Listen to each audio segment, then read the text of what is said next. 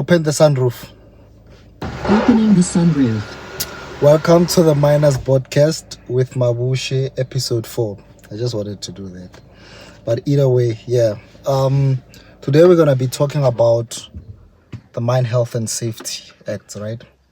The sections that actually speak directly to the safety of you as a worker and stuff like that, which I feel like it's important to the workers, because it becomes our responsibilities as mine workers to actually do those things.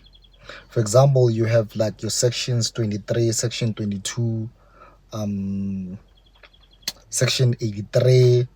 Yeah, those kind of sections, you understand? So it is paramount that important that we actually know these things by heart, you understand, in order for us to go back to our wives and stuff like that. And speaking of wives, my wife is just gonna be upset that when she sees this video that I'm eating nice stuff without her. That's what she always say.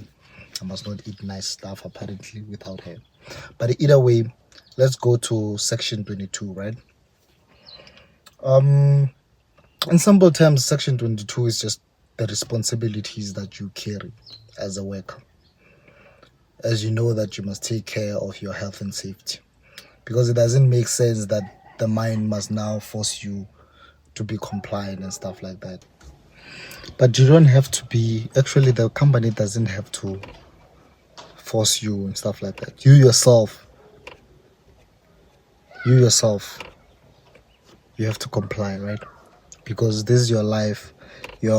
Some of your brothers, mothers, sisters and stuff like that. So we ought to be careful. We ought to be compliant. So speaking of section 22, it's all about taking care of your health and safety. You're responsible for that. You're also responsible to take care of the health and safety of others, because what you do or what you don't do can harm those people, right? So you must be careful around that. And then you must take care of your PPE, because these things are expensive. The mine is paying a lot for these things, right? And the equipment that we use, the tools that you use to ensure that you're safe, to ensure that your work goes smooth, those things are expensive. So you must take care of them.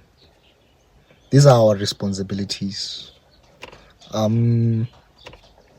Must also, when it comes to things that we cannot solve ourselves immediately, we must report them to our immediate supervisors, right? Or yeah, you must report them to us or to them, yeah, to the supervisors, your immediate supervisor. And then cooperation, right? We must cooperate. Must cooperate to permit compliance when it comes to mine health and safety with the people that are put in or appointed in terms of that act, or with others, right? We must cooperate with such people in order to ensure that mine health and safety is adhered to. And then we must lastly adhere to the mine health and safety measures, right, of this act. And then section 23, it just speaks about withdrawing from dangerous working places, right? This one is important. You, if you feel like you're working in a dangerous working place and is justifiable, right, is within reasonable justification, you must withdraw from that place. You must withdraw. Or you must withdraw whenever a health and safety rep or representative tells you to withdraw. Then you must withdraw. You must withdraw. Don't take chances. You only have one life, bruh. And then now we're gonna go to the regulation 781, right? 781, I think, is the one that speaks to no one should or cause or permit anyone, right, to work in places that can lead to them slipping, falling, and stuff like that, especially when the slope, right, to the horizontal is more than, what is it, 45 degrees. Yeah, 45 degrees. You shouldn't work in such places or places that are vertically up, and then usually they'll say 2 meters, like if it's 2 meters height, right, without lifelines or any other protective ways.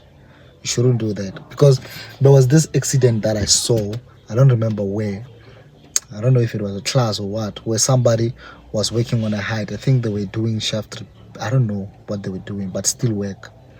And then it happened that the guy, but again, the floor of that stage of that steel work was not intact enough.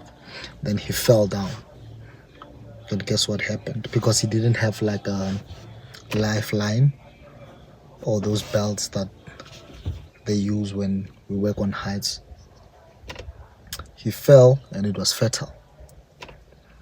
So if he put on that lifeline, no mother or father will be crying right now. No son or daughter will be crying, or wife and stuff like that.